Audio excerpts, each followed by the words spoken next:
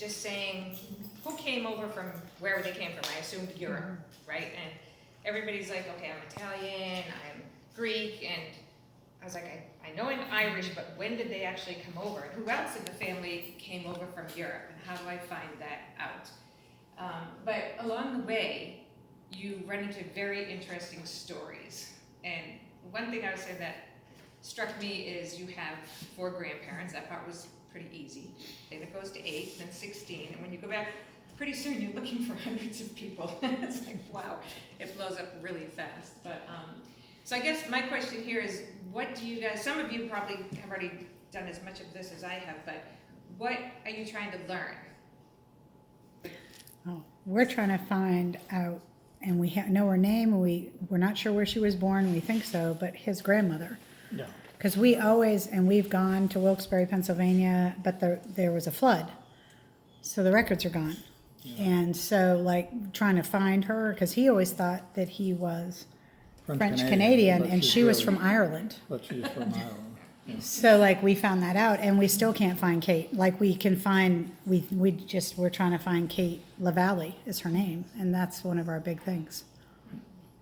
Yeah. Well, I'll tell you some of the tricks that I did. I don't know if they'll be helpful. or Thank you. not, You know, because some people further back I haven't been able to find, and others I have. But how about anyone else? We're really stuck because the Stuart started with one man from England. He came over to this country when he was 7 years old, and he ran away from his mother and stepfather and was found by the Johnsons of Bailey Island and brought back to Maine. He eventually married Min and Josephine Woodbury, and they lived on Long Island, so, and had their children here.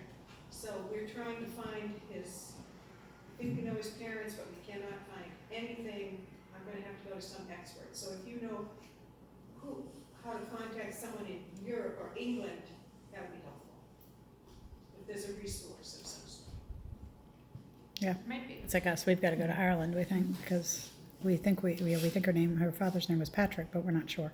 And imagine that. So I'll tell you what I learned. So some of the things that you might want to learn is where you came from. So that was my question. Simple question to start, but it got deeper than that. And then I started asking, who am I related to? I thought I would do this simple exercise of, once I found out who my great-great-grandfather was, I wanted to know who was descended from him. That turned into this huge thing to find all the cousins and where they went. That was actually harder than tracing it back because people living, it's harder to get information than people who have passed on. Another thing is, I know that some of my ancestors were in the Revolutionary War, so we looked into doing Daughters of the American Revolution, and I now have all the information to do it. I haven't completed it, but I've talked to people in the society, and I know where the pitfalls are too. Even though you may know it from the family and even from some books that people have written, unless you have all the documents, they're very strict. You have to have it all documented. And so if anybody's interested in that, I can tell them what they need afterwards and how, to go about that. And then you just find really interesting family stories along the way. I started doing this for my husband, and we live in Georgetown, Massachusetts, which is right next to Newbury, which if you go back to the early settlers of New England, they all go to Newbury, and we found out we live about a block from a cemetery, and his ancestors were in the cemetery. Your ancestors. Okay, so how to get started, maybe you've already got this far, but first, what are you starting with? Gather what you already know, right? Do people, so amazing that I'll just tell you, I did this and thought I had talked to people, and then when we started this exhibit, come to find out, like Tony, I hadn't talked to Tony Burrows, right? And you guys had tons of stuff, pictures we've never seen before. So when we started the exhibit and we contacted family members and said, we're doing this, what do you have? We saw stuff we never saw before. So, and I was doing this for several years now, and I hadn't thought to, there's people right next to you who might have information, so you really just need to get out and talk to them. Especially those who've been around the longest, because you never know, you put it off, those resources unfortunately disappear, so, or they forget. So get as much information as you can, because that's perishable resource. Family photos, that's another thing, like, some photograph albums we got from people were very nicely labeled, you know. Others, we got really interesting pictures, it's like, who the heck are these people? You know, once I talked to some other people, I found out who some of them are, but not all of them. Like, we have a bunch, you know, it's like, we figured some out, but we're still working on that, and people don't document it. So that's a good thing if you get in the habit of doing that. Gather family stories and memories, but be careful, because at least in our family, some of them are embellished, so.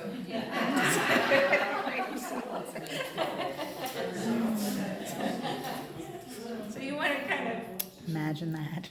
make sure they're factual at some point in time, and then just collect and store them, which I haven't been great at that, but, okay, so here are some of the resources that I found, and it's not an exhaustive list, it's just what I started with. So, the first thing is, I'm very cheap and I don't want to spend money to do this, so I have not invested a lot of money. So, I start with familysearch.org, which is a free resource on anybody's computer. You sign in, so you just log in with a password. But what that is that's the Mormon Temples database, and you can't get everything out of it, but there's a lot in there. And so you put it in and you get, you know, they have birth records, death records. They have a list of what they have in there, censuses from which countries. They're not as extensive as Ancestry, and so Ancestry.com, you can get a membership or you can go to your local library. So I went to the library. The challenge I found with Ancestry is because it has so much in there, especially when you put in Patrick Murphy, forget it. It's impossible. You get everything. So I found I could narrow things down at home with Family Search, and it also tell you this document exists, but you can't see it, right? Or you'd have to pay somebody to get it. So then I would go find it on Ancestry in the library afterwards. So you kind of go back and forth. So I'd make a list, what do I need to get at the library? Fold 3 is a database, I think it's probably fold3.com, for military records. And again, certain libraries have this. So living in Georgetown, Mass, I found out what I have in Amesbury's library, in Haverhill's library, in Andover's library, North Andover's library. So I have a list and I go to whichever library has what I'm looking for. So fold 3 is, I had questions about, we found some pictures of people in military uniforms. So who are they? Again, I put in Patrick Murphy. I got 7 records back, so I'm not sure if that's him, but then you match up the birth dates and you try to see, you know, so that one's still not totally proven to me yet, but I think he was in the military, and I have a picture of somebody in a uniform, so I want to take it now to South Portland. Somebody told me has a military museum, and somebody there might know. So I'm just chasing these leads, talking to people where I get stuck, what to do. Vital records, those will pop up on Family Search and Ancestry, birth records. Not everybody, but they're pretty good if you can find them. I love census records.